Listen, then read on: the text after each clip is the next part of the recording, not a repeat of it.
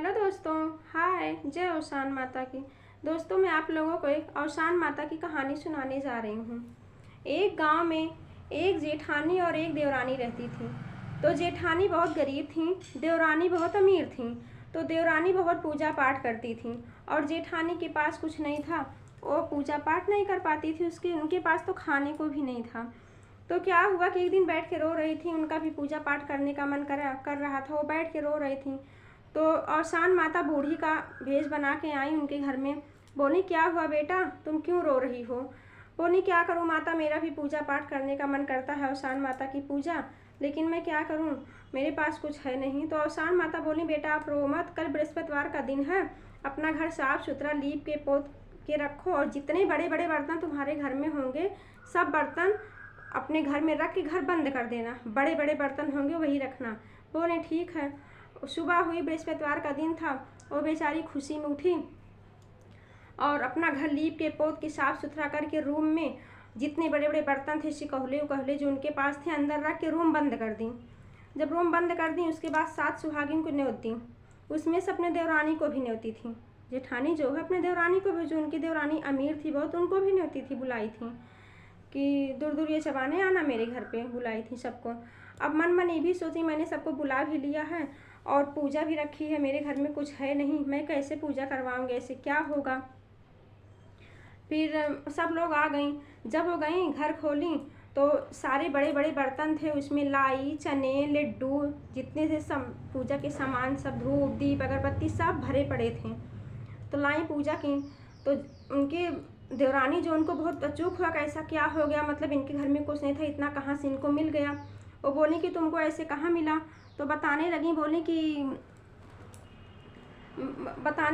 बोली ऐसी ऐसी बात है, मैं बैठ के रो रही थी और एक माता बूढ़ी का रूप रख के आई, बूढ़ी माता आई थी, एक बूढ़ी माता आई थी। उसने बोली कि बेटा क्यों रो रही? तो मैंने ऐसे ऐसे बता दिया। तो उसने बोली कि जाओ अपना घर लीपो पोतो, बड़े बड़े बर्तन रखो, ऐसे ऐसे जैसे जैसे बूढ़ी माता बताई वैसे वैसे मैंने किया। बोले अच्छा ठीक है। तो उनकी देवरानी गई घर पे, वो सोची ठीक है, अगले बृहस्पतिवार को मैं भी ऐसे करूँगी। तो बुधवार को बैठ के वो भी रो रही थी। अच्छा, माता जी बूढ़ी का भेष बना के आई औसान माता उनके भी घर पे, देवरानी के उनके। तो बोली, क्या हुआ बेटा, तुम क्यों रो रही हो? उनके पास सब धन दौलत भरा पड़ा था, फिर भी।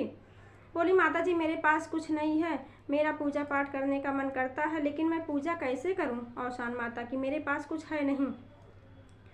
औसान माता बोली, बूढ़ी का रूप रख के आई थी माता।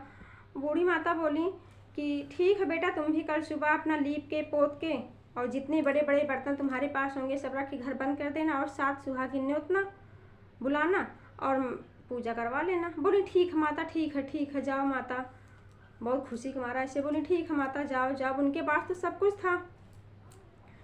क्या हुआ, गई, अपना बृहस्पतिवार का दिन था, सुबह उठी, लीपी पोती, जितने बड़े बड़े घर तो बड़मई थी, बड़े बड़े बर्तन उनके पास भी थे, सब बड़े बड़े बर्तन अंदर रख दी, रूम बंद की, 7 सुहागिन को न्योती।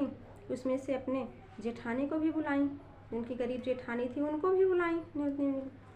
उनकी जेठानी भी आई और पूजा भैया बैठी सब। तब जब वो गई घर अपना खोली तो उसमें कंकड़ पत्थर, बड़े बड़े बर्तन जो रखी थी, कंकड़ पत्थर सांप गोजर सारे भरे पड़े थे।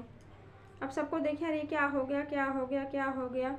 तो जो सच्चे से भक्ति करेगा औसान माता उन्हीं के घर में आएंगी।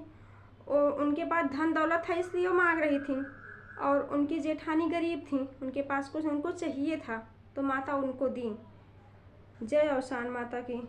जैसे उनके साथ का औसान माता, उसको ऐसे सबको करो और इस चैनल को लाइक और सब्सक्राइब करना ना भूलें प्लीज़। जय औसान माता की।